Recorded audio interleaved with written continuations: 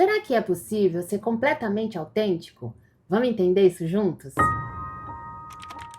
Bom, para a gente começar essa conversa, eu vou trazer aqui alguns exemplos da vida cotidiana para a gente poder traçar um caminho para entender esse tema. Bora? A autenticidade é um tema de interesse geral. Todos nós queremos ser autênticos, né?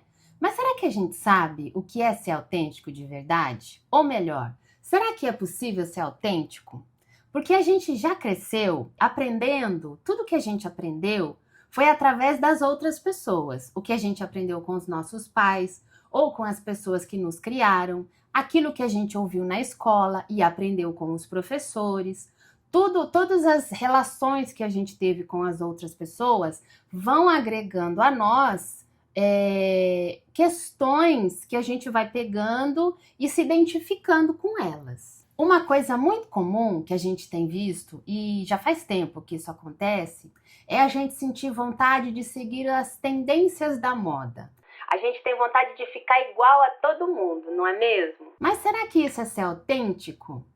Ou ser autêntico é quebrar com todas as regras e não seguir mais nada, é fazer as coisas do jeito que a gente acha que tem que ser, independentemente das consequências? Eu entendo que a autenticidade, na verdade, é algo no campo da gente ser autêntico sem parecer autêntico. O que eu tô querendo dizer?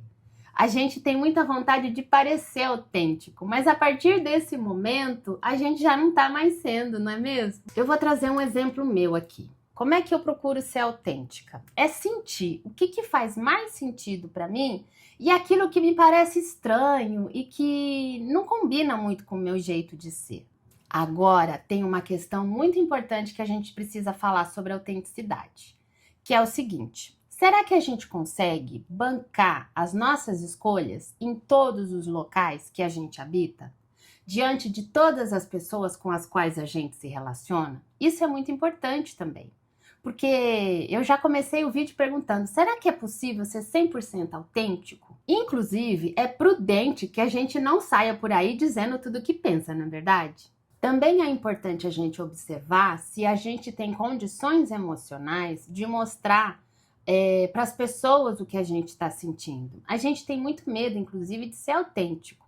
Na verdade, de forma geral, a gente acaba mascarando um pouco os nossos sentimentos, as nossas emoções, até a gente ter 100% de certeza que pode confiar nas pessoas com as quais a gente está se relacionando. E aí, a gente toca num ponto muito importante, que é a dependência emocional. Pessoas que têm uma forte dependência emocional das outras pessoas têm uma dificuldade muito grande de mostrar a sua autenticidade. Na verdade, ela tem dificuldade até de descobrir do que ela gosta. Porque a necessidade de ter aprovação externa, isto é, a aprovação das outras pessoas, é tão forte que ela nem para pensar sobre o que ela gosta. A intenção é querer responder às necessidades das outras pessoas para que ela possa receber algo em troca. E, na verdade, aquilo que ela gosta, aquilo que ela quer, acaba ficando em segundo plano. Muitas vezes a gente faz coisas que não tem nada a ver com a nossa vontade. E o sentimento, ele é de inadequação, geralmente. Você fica ali, parece que você está desajustada com o ambiente, ou, inclusive, tem a sensação de que você nunca vai conseguir atingir ou atender as expectativas das pessoas. Porque, na verdade, não vai atender mesmo. Essa vontade, ela é uma coisa que a gente supõe. Muitas vezes a gente procura atender às vontades das outras pessoas, mas a gente não para nem para perguntar o que elas querem. A gente imagina o que elas possam querer e a partir daí sai fazendo. Mas isso é muito perigoso, porque na maioria das vezes a gente acaba fazendo coisas que as pessoas nem pediram e isso vai dar um resultado que não é o que a gente espera. Então pensa, a gente supõe o que a pessoa vai querer, acaba fazendo para poder atender uma ideia do que a gente pensa das outras pessoas e no fim das contas não é nada daquilo. E é aí que eu posso te ajudar com a psicanálise. Aproveitando, já vou pedir para você dar aquele like no vídeo para poder compartilhar com mais pessoas. Se inscreve no canal se você ainda não fez isso e envia isso para aquela pessoa que precisa saber disso hoje. Como eu sempre digo por aqui, é preciso aprender a lidar com aquilo que a gente não sabe. com o não todo, com as incompletudes, as incertezas da vida, enfim. Quem já está aqui há mais tempo sabe que eu sempre repito isso, né? Mas é possível a gente construir uma autenticidade dentro de uma análise. Porque geralmente a gente não se questiona muito o que é que a gente gosta. A gente pensa muito no outro, o que o outro quer, o que o outro espera da gente, como é que a gente pode conquistar as outras pessoas e se relacionar com elas. O que não é ruim, é importante. Mas é bacana a gente perceber que precisa existir um equilíbrio aqui entre o que a gente espera do outro e aquilo que a gente pode dar para essa outra pessoa.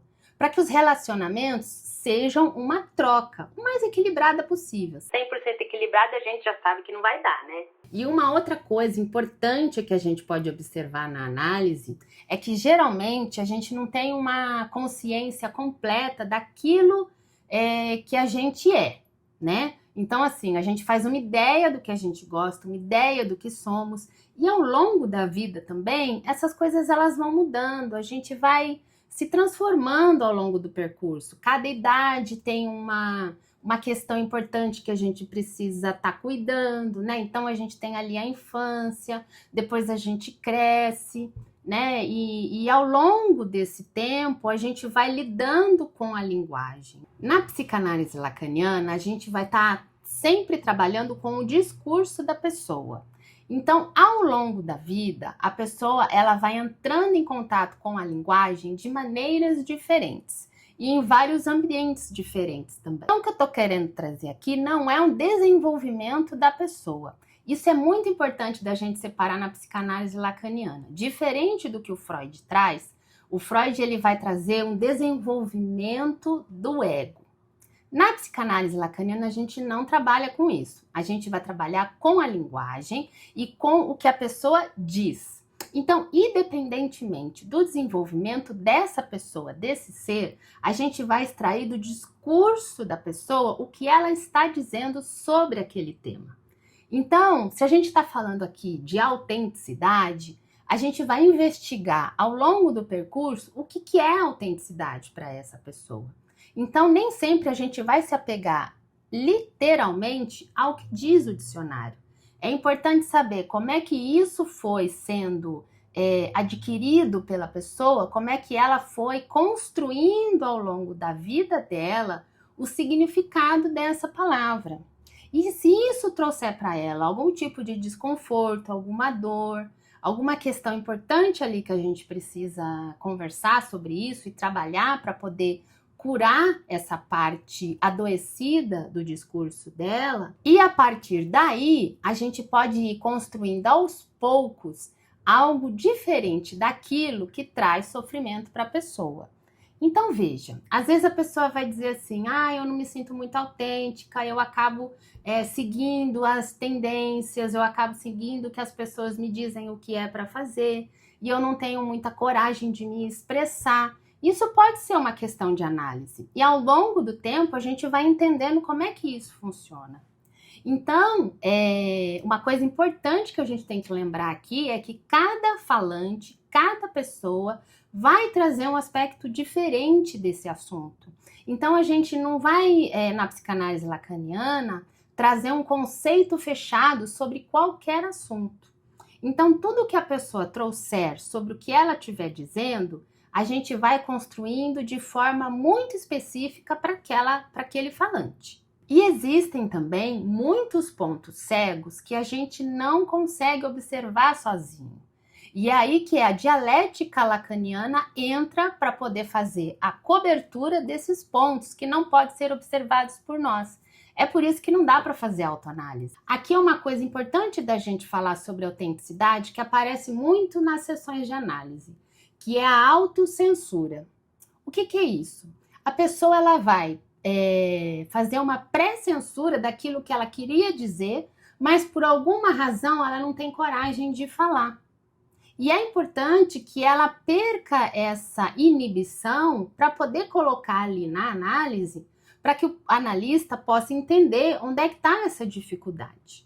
E é por isso que tem que ter bastante confiança entre o analista e o analisante para que essas questões sejam colocadas em análise.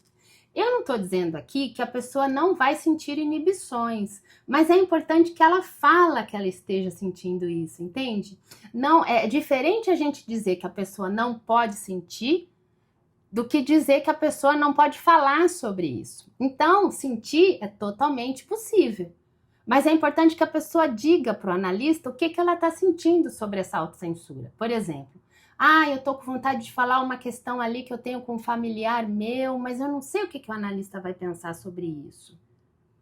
Então é importante a gente entender que o analista está ali para te ouvir, para ouvir qualquer intimidade sua. E ele não pode, de maneira nenhuma, te julgar. O espaço de análise é um espaço íntimo entre o analista e o analisante. E se você tiver, inclusive, alguma inibição sobre algo que você tem a dizer, é importante que você diga, porque já é sabido que isso é muito importante para você. Então, é um ponto que a gente pode trabalhar bastante. Então, veja, às vezes ali é um travão da sua autenticidade que está ali te trazendo uma dificuldade que vai ser muito rico na análise. Aí aqui a gente precisa falar uma coisa muito importante. Porque muito se fala sobre autenticidade, sobre a gente mostrar o nosso ponto de vista, as nossas opiniões, mas nem sempre é possível a gente fazer isso. Por quê? Por exemplo, no nosso trabalho, a gente não pode falar tudo que a gente pensa, principalmente porque as pessoas não vão concordar 100% com o que a gente tem a dizer. E a gente sabe que muita coisa acontece nos ambientes corporativos que a gente precisa trabalhar melhor as palavras. E não tem problema nenhum nisso, porque é assim que as coisas acontecem. Então é importante a gente saber que a autenticidade, ela tem níveis. E existem pessoas com as quais a gente pode falar algumas coisas e algumas coisas que a gente não pode falar com ninguém. E tem coisa que é bom você falar só para o seu analista. Eu tenho um texto no Instagram que eu falo sobre as pessoas usarem o que a gente diz contra nós. Tem até uma música do Legião Urbana que eu acho muito interessante, que fala sobre isso. A gente precisa aprender a dosar o que a gente diz para as pessoas. Eu vejo, inclusive, pessoas que se expõem demasiadamente. E eu não estou fazendo aqui um julgamento moral do que as pessoas devem ou não fazer. O que eu percebo é que nem sempre a pessoa ela vai colher bons frutos dessa exposição exagerada. Às vezes ela está fazendo ali isso por alguma razão inconsciente e de alguma maneira ela está ali pedindo ajuda, né? Só que ela está pedindo ajuda para um auditório e no fim das contas ninguém vai poder ajudar essa pessoa porque ela não está fazendo esse pedido para alguém que de fato tenha condições de ajudar ela. Então perceba, uma pessoa que opta por fazer uma análise e fala tudo o que ela precisa falar das suas intimidades mais íntimas, consegue trabalhar ali as suas questões e consegue sair daquela sessão mais aliviada, porque a sessão de análise também, ela existe, né, para a gente poder desaguar o que a gente tem para dizer. Muitas vezes, né, até nas primeiras sessões, quando o analista ali está colhendo informações sobre o paciente, essas sessões, mesmo que não haja ainda trabalho analítico, porque o trabalho analítico ele só acontece depois que o analista tem informações suficientes sobre aquele discurso para que ele possa fazer uma construção e, a partir daí, possa testar a suposição que a gente faz, né? Uma suposição não. A gente não supõe. A gente constrói. Olha a diferença. Bacana eu ter falado isso, porque isso é um tema muito importante. Eu vou até abrir um parêntese aqui, porque na neurose a gente supõe muito o que o outro acha, o que o outro pensa, o que o outro quer. E num trabalho analítico, o analista, ele não supõe nada sobre o paciente. Ele constrói através do colhimento das informações e daquela dialética que a gente vai fazendo ao longo das sessões, e através desse trabalho, a hipótese de sujeito, ela é construída pelo analista e testada em análise. Porque a gente consegue testar essa hipótese de sujeito através dos efeitos que a análise vai fazer no paciente. Então, é uma construção conjunta e ela acontece ao longo do tempo. entendeu? Então, fechando esse parêntese e voltando ao que eu estava falando, a gente precisa dosar o quanto que a gente vai se expor.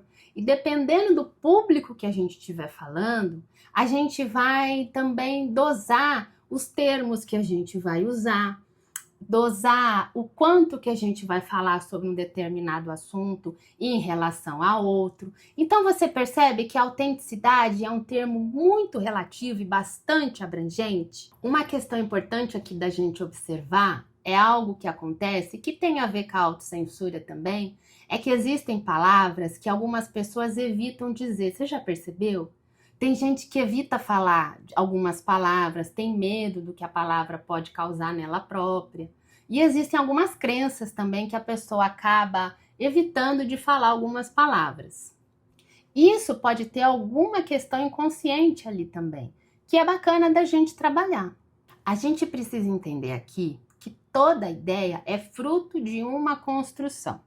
Então, ao longo da nossa vida, a gente vai construindo ideias sobre determinadas coisas e essas ideias, elas podem funcionar muito bem na nossa vida ou não. Então, é uma observação importante que a gente precisa saber de que quais ideias funcionam na nossa vida e quais estão apenas atrapalhando. É bacana você olhar isso com honestidade, sabe? E aí, a partir dessa observação que você faz, é bacana você entender, será que é possível desconstruir essa ideia que está só me causando mal? Está só me causando dor e sofrimento? Por que será que você repete algumas coisas que você sabe que vão te fazer mal? Quando você vê, você já fez. Quando você vê, você já falou. E aí você vai se arrependendo daquilo que você faz e sozinho você não consegue reverter essa situação. Isso é uma coisa muito importante da gente observar. Tem coisa que a gente não consegue fazer sozinho e com a ajuda de uma outra pessoa fica totalmente viável da gente fazer construções diferentes. É importante a gente observar que cada caso vai ter um tempo. Então vai depender muito do quanto que o paciente está disposto a se entregar para o processo.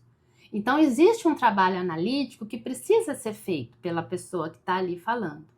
Né? Depois que o trabalho já tem um certo desenvolvimento e o analista propõe ali algumas questões para o paciente pensar, é importante que ele trabalhe sobre isso durante a semana também, né?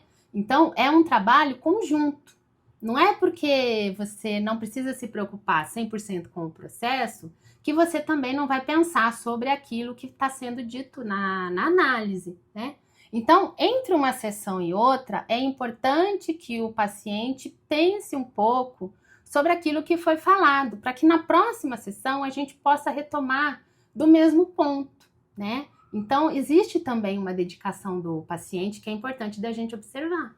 Um outro extremo, né, com relação àquela pessoa que se expõe demais em público, tem também aquela pessoa que gasta uma energia danada para praticamente querer ficar invisível. Você já percebeu essas pessoas? Que ela tem medo de aparecer, medo de se expor, não quer saber de falar nada sobre si? Isso não é um problema.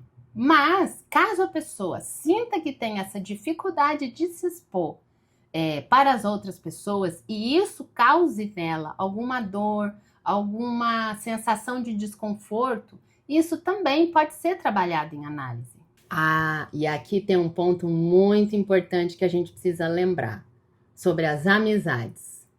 Você já percebeu que tem amizades que a gente mantém e não sabe por quê? Existem tempos na nossa vida que a gente é super íntimo de uma pessoa e aí dependendo das evoluções que a gente faz na própria vida, nas coisas que a gente estuda, as coisas que a gente lê, a gente acaba perdendo a afinidade com essas pessoas. E nem sempre a gente tem coragem de terminar essas amizades. E aí elas acabam que morrem, né? Ou muitas vezes você fica ali forçando a barra, tentando manter ali aquele vínculo que nem sempre faz muito sentido. Isso tem tudo a ver com a autenticidade, né? Será que a gente consegue mesmo manter a autenticidade? Será que a gente consegue se despedir de uma maneira bacana das pessoas, sem se obrigar a ter que manter essa amizade para sempre? Nem sempre isso é necessário. Às vezes a gente pode entender que alguns vínculos precisam ser desfeitos e tá tudo bem. A gente passa por várias fases na vida e para cada fase, uma questão é mais importante do que a outra. Uma pessoa acaba sendo mais importante do que a outra. E é bacana a gente observar o que faz mais sentido para a gente no momento que a gente está vivendo agora. Esse assunto é muito abrangente e ainda tem um monte de coisa para falar sobre ele. Mas eu prefiro depois gravar um outro vídeo para a gente poder fazer uma continuação. E enquanto isso, fica com o vídeo que vai estar em algum lugar dessa tela que eu deixei especialmente para você assistir. Eu te vejo lá. Tchau, tchau!